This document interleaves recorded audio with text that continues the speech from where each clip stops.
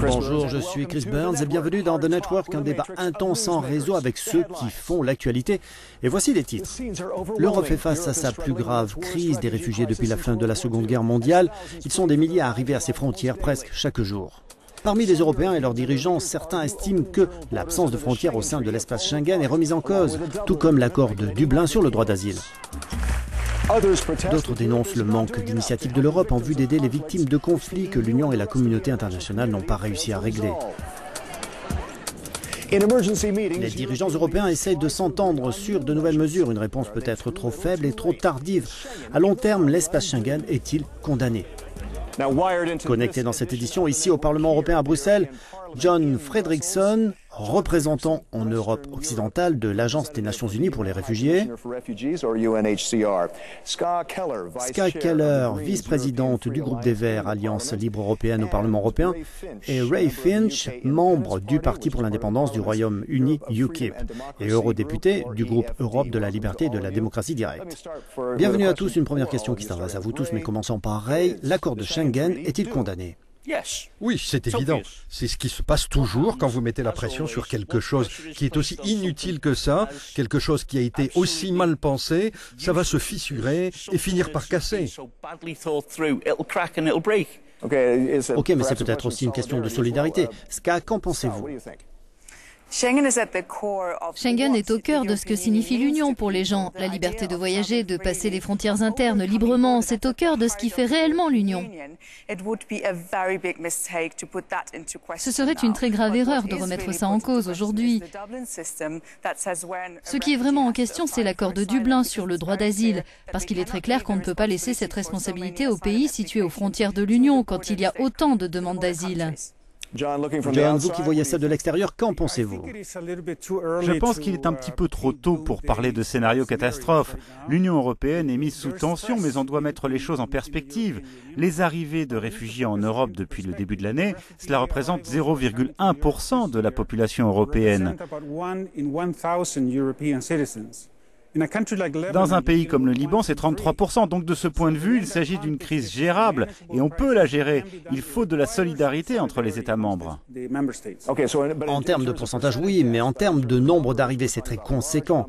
Jean-Claude Juncker, le président de la Commission européenne, essaie d'inciter les pays à se répartir 120 000 réfugiés. Ce n'est qu'une petite proportion. Ska, comment convaincre des nations de le faire ? C'est vraiment une question de solidarité. Il y a des États membres qui ne veulent pas vivre ensemble dans la solidarité, même s'ils ont signé des accords en ce sens quand ils ont rejoint l'Union européenne. Et un grand nombre d'entre eux ne veut pas aider les réfugiés. C'est un problème parce que le droit d'asile est l'un des plus fondamentaux dans l'Union européenne. Ok, Ray, comment voyez-vous cet esprit de solidarité ? Il n'y aura pas de solidarité quand vous avez Angela Merkel qui change de position et qui dit que les portes sont ouvertes et que dans le monde, plus de 3 milliards de personnes vivent avec moins de 3 $ par jour. Si vous êtes l'une de ces personnes, vous vous dites « je vais aller en Europe ». Donc on ne parle pas de 120 ou 260 000, mais il est question de beaucoup plus. On est tous capables de comprendre ça et c'est pour ça qu'on va vers l'échec. John, comment persuader les pays de l'Est de l'Europe qui font face à des difficultés économiques d'accueillir davantage de réfugiés ? Il faut s'intéresser aux pays qui ne sont pas vraiment partants pour cette répartition. En réalité, s'ils l'appliquaient, ils devraient accueillir moins de personnes qu'aujourd'hui. Donc il faut faire moins de rhétorique, moins mettre en avant ce scénario catastrophe et se concentrer sur les conditions pratiques dans lesquelles l'Europe peut gérer cette crise.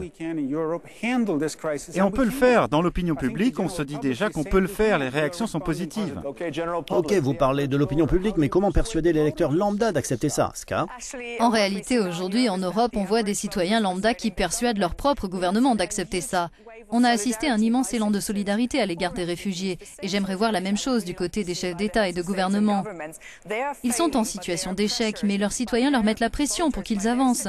C'est vraiment positif qu'il y ait autant de gens qui se disent « un réfugié est une personne comme vous et moi, et je ne vais pas tolérer que ces gens dorment dans la rue ou meurent de faim ». Ray, vous pourriez avoir un retour de flamme de la part de vos électeurs, non? Il n'est pas question de réfugiés ici, mais de migrants. Le directeur de l'agence Frontex lui-même a dit que l'immense majorité de ces personnes immigrent pour des motifs économiques. Ils se débarrassent de leur passeport. L'agence britannique Press Association a rapporté avoir vu des passeports de nombreux pays qui avaient été jetés. Tout ce que vous avez à faire aujourd'hui, c'est vous présenter à une frontière européenne et dire « Je suis syrien ». John, que répondez-vous aux populistes qui disent que parmi ces migrants ou réfugiés, il y a des terroristes? Le parcours de ces personnes qui ont enduré ce qu'elles ont enduré pour arriver jusqu'ici, ce n'est pas vraiment celui que font ceux qui veulent infiltrer l'Europe, l'Amérique du Nord ou un autre pays. Des processus de vérification efficaces existent déjà dans les mécanismes de contrôle des États membres et on peut y avoir recours. Cette crise est gérable, c'est une crise des réfugiés, la moitié d'entre eux vient de Syrie et il faut en tenir compte. Mais d'où vient l'autre moitié? D'ailleurs, ce n'est pas la moitié. Le président de la Slovaquie a dit que 95% d'entre eux immigrent pour des motifs économiques. De plus, certains ont déjà été arrêtés aux frontières avec de la propagande pour l'État islamique et des vidéos de décapitation. Alors qu'est-ce qu'il faut faire? Ouvrir les portes à l'État islamique en leur souhaitant la bienvenue? Le problème qui se pose actuellement, c'est davantage ces gens qui partent d'Europe pour aller combattre en Syrie, en Irak, aux côtés de l'État islamique. Nous, en tant qu'Union européenne, nous sommes une union construite sur la paix, la liberté et les droits de l'homme. Et si on veut rester attaché à ces valeurs, on doit aider ceux qui sont en difficulté. Et ce sont ceux qui continuent de mourir en Méditerranée. Parlons à présent de la zone de conflit elle-même. Un mouvement se dessine en faveur de davantage de frappes aériennes visant l'État islamique. Pensez-vous que cela aidera vraiment à résoudre le problème? John? Je crois que bien sûr la communauté internationale doit prendre la crise pour ce qu'elle est, non seulement en Syrie mais aussi dans d'autres pays d'où viennent ces personnes comme l'Afghanistan, l'Érythrée, l'Irak, et chercher des solutions localement, c'est évident. Ces populations ne veulent pas devenir des réfugiés. Ray, les frappes aériennes, vous y êtes favorable? Je ne l'ai jamais été, je ne le serai jamais. Le problème, c'est que ces gens qui plaident pour des frappes en Syrie contre l'État islamique, ce sont les mêmes qui, il y a 2 ans, réclamaient des frappes contre le président syrien. Donc, qu'est-ce qu'on fait? Est-ce qu'on continue d'interférer dans les décisions d'autres nations souveraines ou est-ce qu'on dit « réglez les choses vous-même et on vous aidera dans la mesure du possible » Il est clair que la communauté internationale n'arrive pas à régler cette question. En ce cas, comment faire? Ces personnes sont en train de fuir la terreur de l'État islamique et ensuite on leur dit que ce sont des terroristes. C'est très bizarre. Et il y en a beaucoup d'autres qui fuient sous les bombes de Bachar el-Assad. Donc tout le problème est là. En attendant que la guerre s'arrête, il faut envisager une solution politique durable. Et elle existe. Le pays et la région ne sont pas sûrs, le conflit est très étendu et il y a désormais une initiative diplomatique de l'Union européenne. J'espère vraiment qu'elle va réussir. C'est très important. Pourquoi l'Arabie saoudite n'accueille-t-elle pas ces personnes? Ce pays, tout comme le Koweït, a déjà dit qu'il ne voulait accueillir aucun de ces réfugiés en provenance de Syrie, quels qu'ils soient, en raison du risque d'activité terroriste. Ils les connaissent mieux que nous. John, qu'en pensez-vous?